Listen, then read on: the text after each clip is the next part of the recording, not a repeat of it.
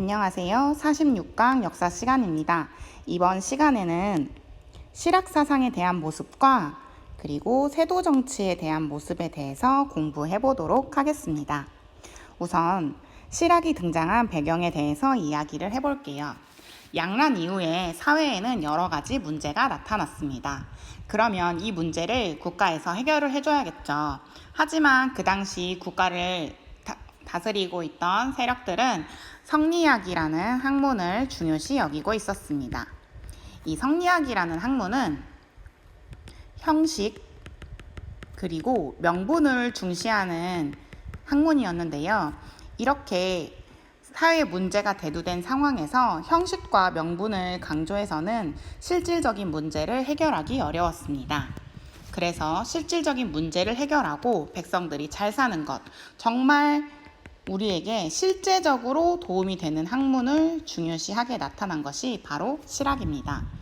이 실학을 공부한 실학자들은 여러 가지 개혁안을 들고 나오기 시작합니다. 하지만 이 실학자들 중에서도 어떤 것을 더 중시하는가에 따라서 두 가지로 나누어서 공부를 해볼 수 있겠습니다. 우선 농민 생활의 안정을 더 중시한 입장이 있었고요.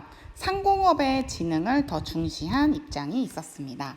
쉽게 표현해 볼게요. 이 사람들이 중요시하는 것이 농사였다라고 해서 중농학파라고 표현을 해보고요. 상공업을 진흥시키는 걸 중요시했던 사람들을 중상학파라고 분류해 보겠습니다. 이 중농학파 사람들은 토지를 재분배를 하고 그래서 농촌 사회를 안정시킬 수 있다고 생각했습니다. 양란 이후에 토지의 집중 현상이 일어나면서 일부 사람들이 토지를 집중해서 가지기 시작합니다.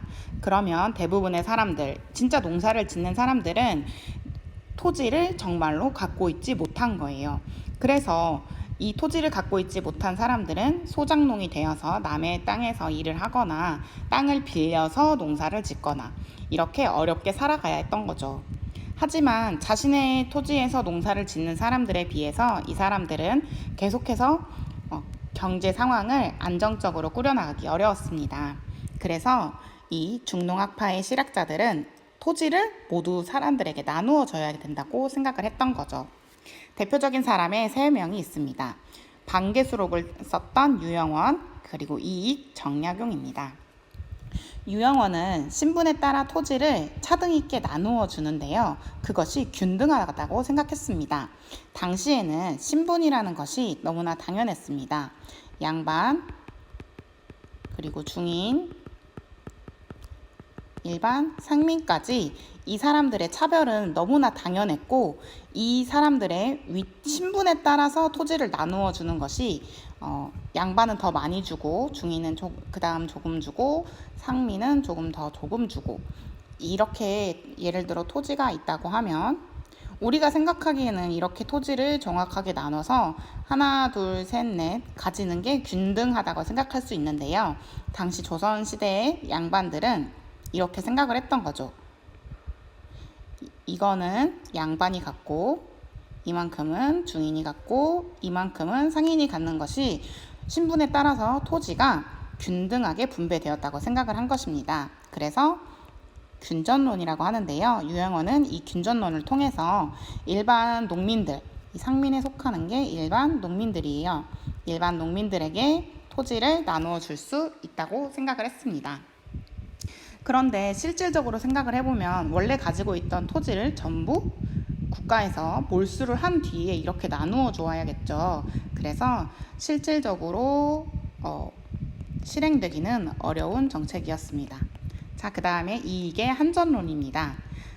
한전론이라는 것은 한계를 설정하는 정책이라고 생각하면 되겠습니다. 한 가정의 생계에 필요한 최소한의 토지를 영업전이라고 하고 그것을 매매하지 못하도록 하는 건데요. 예를 들어 토지가 이렇게 있습니다. 한 농가에서 가정의 생계를 꾸려나가기 위해서는 이 정도의 토지가 필수적으로 필요하다고 예를 들어 볼게요. 그런데 이 농가는 이만큼의 토지를 가지고 있습니다. 그런데 생계가 어려워졌어요. 자, 그러면 토지를 다 팔아야겠죠. 이 정도의 토지를 팔았습니다. 그런데 생계가 더 어려워졌어요. 그러면 여기를 또 팔았겠죠. 그런데 생계가 또 어려워졌어요. 그러면 이 토지까지 팔아야 하는 상황이 오게 되는 겁니다. 그러면 이 토지를 갖고 있던 사람들까지 전부 토지를 잃어버리는 상황이 벌어지게 되겠죠. 조선 후기에는 어려운 사람들이 이렇게 많이 나타나고 있었던 거예요.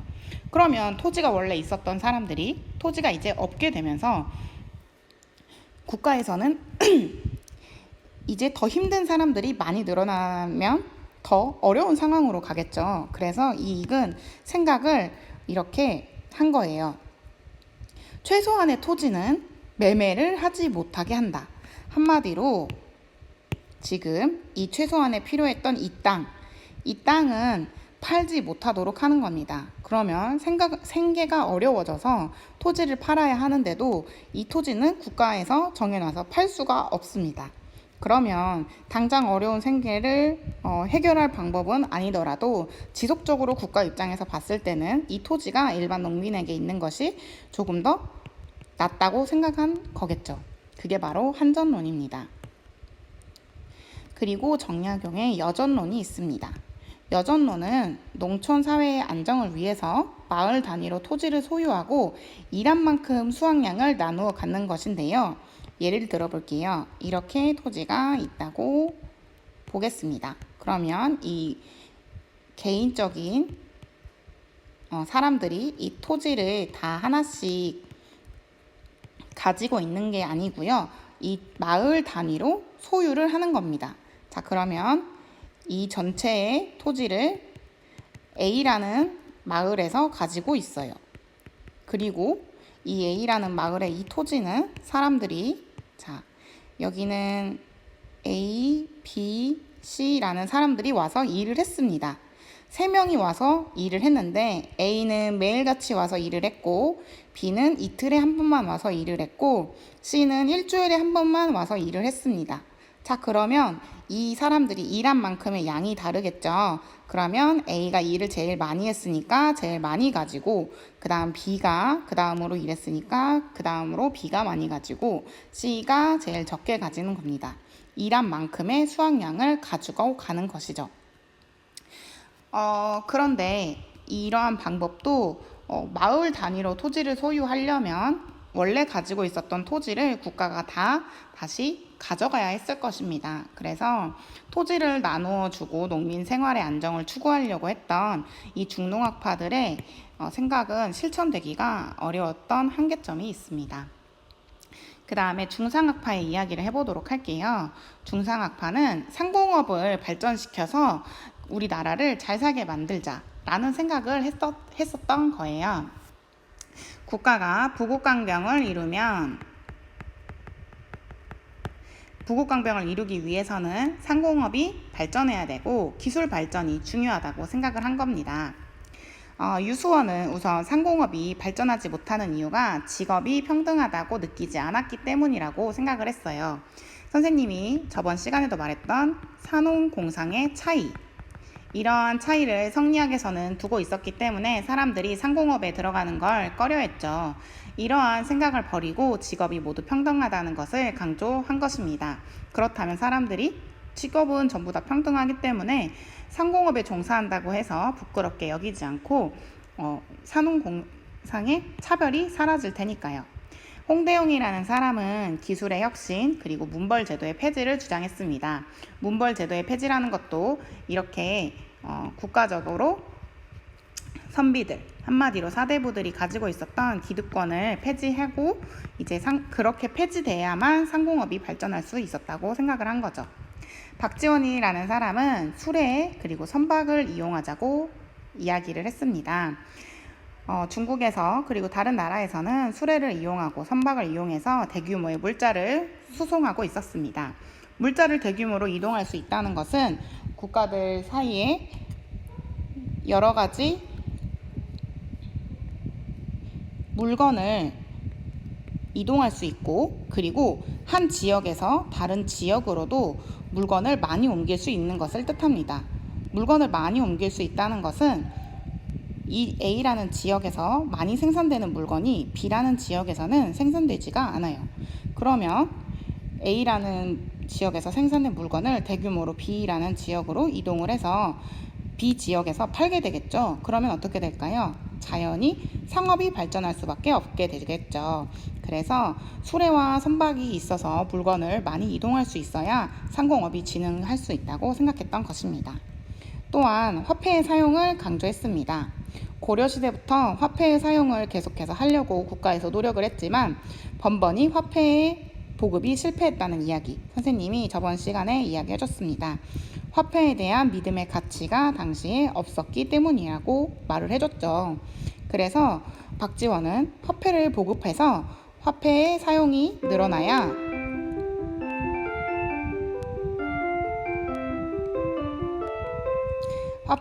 늘어나야 상공업의 발전이 이루어질 수 있다고 생각을 했습니다.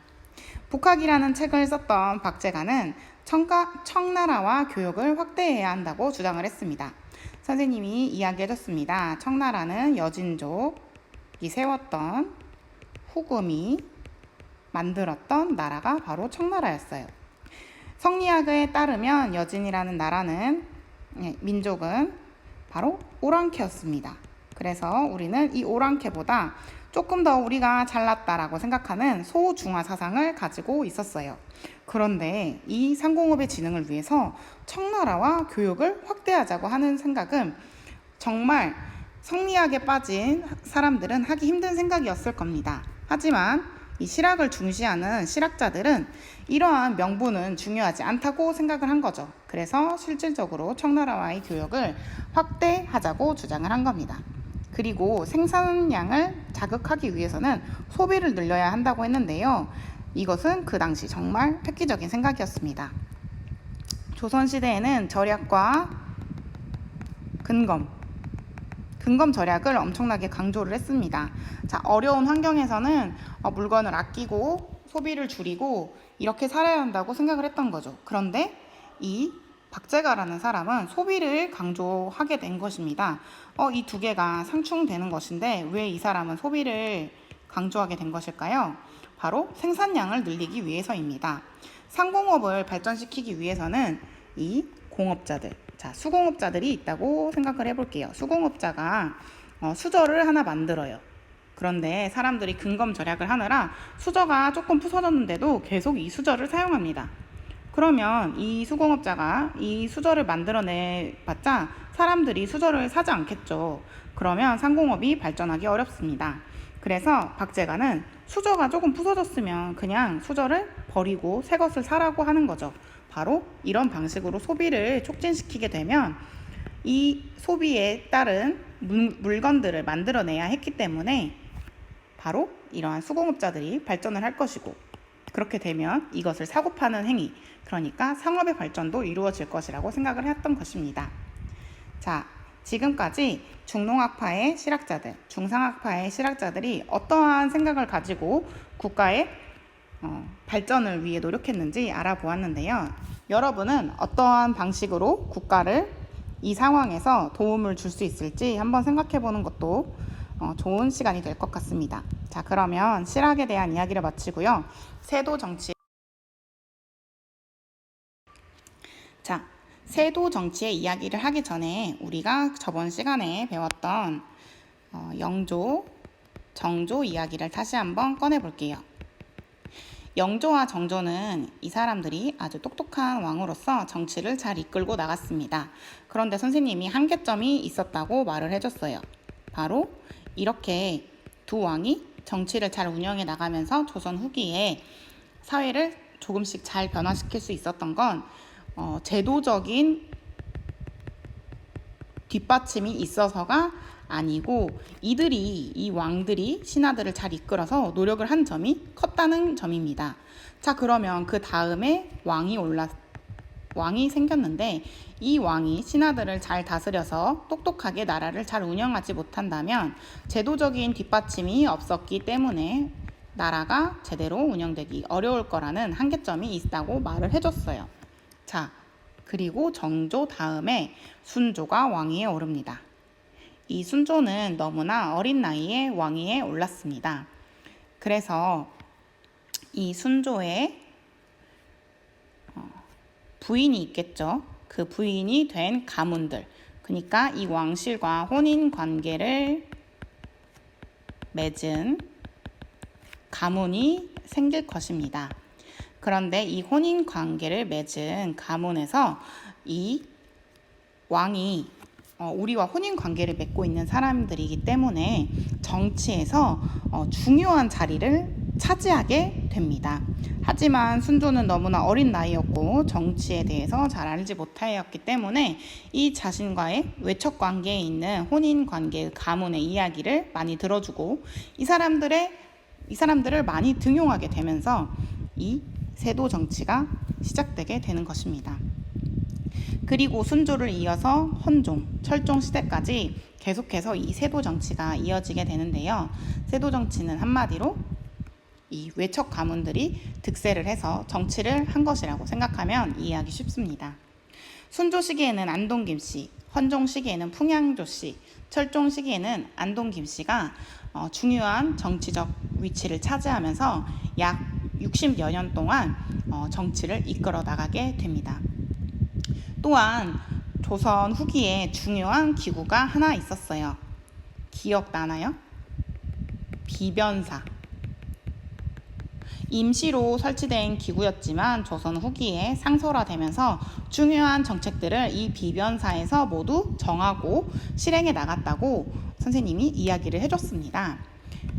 이 비변사를 세도 정치 가문에서 다 장악하게 됩니다. 그러면 정치적인 균형이 깨져나갈 수밖에 없겠죠. 그러면서 당연히 왕권은 약해질 수밖에 없었을 것입니다. 이게 바로 세도 정치입니다. 당시에 세도 가문을 누리는 이러한 가문들은 백성들이 잘 사는 것보다 자신의 가문의 번영, 그리고 자신들이 잘 사는 것, 자신들이 높은 자리를 차지하는 것, 자신들의 입맛에 맞는 정치를 이끌어 나가는 것을 중요하게 여겼습니다. 그러니까 당연히 이 사람들은 백성들의 어려움을 이해하지도 못했고 관심도 없었겠죠. 이들은 자신들의 권력을 계속해서 유지해 나가면서 돈을 많이 모읍니다. 한마디로 부를 축적하게 됩니다. 이 사람들은 뇌물을 받고 관직을 사고 팔기도 하고 과거 시험을 통해서 원래는 관리가 돼야 됐죠. 그런데 부정한 방법을 사용해서도 이 과거 시험을 제대로 보지 못한 사람들을 관리로 등용해 주기도 하는 겁니다. 돈을 받고요. 그러니까 정말 능력이 있는 사람들이라도 이러한 가문과 연결이 되어 있지 않으면 이 세도 정치에 약 60여 년 동안 어느 누구도 높은 관직에 올라갈 수가 없고 과거 시험에 합격할 수가 없었던 거죠. 그러니까 이 세도 정치 시기에 일반 사람들은 더 살기 어려워지고 관리로 진출할 수 없었기 때문에 이러한 균형을 유지하는 것도 불가능해진 것입니다. 만약 과거에서 새로운 관리들, 이들을 비판하는 세력들이 과거를 통해 관리가 돼서 이들을 비판할 수 있는 제도적인 뒷받침만 있었더라도 이 사람들이 독주하는 걸 막을 수 있었을 거예요. 균형을 유지하려는 정치적인 역할 때문에요. 하지만 이 새로운 관리들이 아예 등용될 수 있는 문이 막혀버린 것이라고 이해하면 되겠습니다. 이에 따라 세도 가문과 관련이 없는 일반 가문들은 몰락하기 시작합니다. 몰락하는 양반의 수가 늘어나고 또한 이 세도 가문들은 계속해서 백성들 그리고 농민들 그리고 상공업을 통해서 진행된 발전된 이 상공업 사람들까지 전부 다 수탈의 대상으로 삼으면서 그 전에 영조 정조 시기에 일어났던 약간의 조선에서의 부흥, 발전 이런 것까지 침체되는 시기로 넘어가게 돼버립니다. 암울한 시기라고 할 수 있겠죠. 그리고 삼정의 문란에 대한 이야기도 해볼게요. 한마디로 세금을 내는 이 세금의 방법이 완전히 무너졌다고 생각하면 되겠습니다. 정치적 기강이 무너진 이 사회에서 이 세금은 국가의 백성들을 위해 쓰기는 게 아니고 세도 가문을 위해서 쓰였던 거죠. 지방관들은 향리랑 결탁해서 세금을 마음대로 거두고, 원래 세금은 내는 기준이 있었잖아요. 그런데 그런 기준을 무시하고 자기들 마음대로 세금을 걷어버리는 거죠. 그리고 토지세라던가 우리가 세금 시간에 공부를 했던 조세, 공납, 역과 같은 세금을 자신들 마음대로 걷게 돼버리는 것입니다. 특히 문란했던 세 가지를 토지세, 전정, 군포, 군정, 그리고 환곡 세 가지로 묶어서 삼정이라고 불렸는데요. 토지세는 한마디로 토지에 내는 세금인데 이것을 마음대로 거두어 갔습니다. 또한 군정도 마음대로 거두어 가게 되는데요. 당시는 16세에서 60세에 있는 남자들에게만 세금을 거둬야 했습니다. 이 군정에 대한 세금을요. 그런데 완전히 어린 아가들, 그러니까 16세가 되지 않은 사람들 뿐만 아니라 갓 태어난 아기라던가 이런 아이들에게까지 세금을 부과했고, 또한 나이가 많이 드신 할아버지들, 그러니까 16세에서 60세에 해당되지 않은 너무 어린 나이, 그리고 너무 많은 나이의 사람들까지 전부 다 군정에 대한 세금을 내라고 하는 거죠. 또한 환곡이라는 게 있었는데요. 이 환곡은 원래 본래는 세금이 아니었습니다. 백성들에게 곡식을 빌려주는 구호 제도였는데요. 한마디로 곡식을 빌려주고 곡식 플러스 이자를 국가에서 받아가는 방식이 있었습니다. 그런데 이것을 내가 곡식이 필요한데 없으니까 빌려가는 거잖아요. 근데 내가 필요하지 않은데도 강제로 빌려가게 시키는 거죠. 왜냐면 이자를 받아야 되니까요. 쉽게 생각해서 여러분이 돈이 있습니다. 돈이 필요하지가 않아요. 당장 과자를 사 먹을 수 있는 돈이 있는데 친구가 와서 강제로 돈을 빌려줍니다. 그러면서 그 돈에 대한 이자까지 해서 내일 갚아라 라고 하는 거예요. 너무나 부당하지 않나요? 이러한 제도를 국가에서 세금의 명목으로 걷어가는 겁니다. 한마디로 원래는 세금이 아니었던 제도인데 너무 계속해서 강제로 빌려주게 되니까 세금처럼 변질이 돼버린 거죠. 이렇게 제도들이 변질되고 백성들은 살기 어려워지고 정치에서는 세도 가문이 독점을 하는 이 어려운 시기, 이것이 바로 조선 후기의 상황이었습니다. 여러분이 이 상황에 있다고 하면 어떻게 가정을 꾸려나가야 될 것 같나요? 사회의 불안이 심해지고 사람들은 이제 정부에 대한 믿음이 점점 떨어지게 됩니다.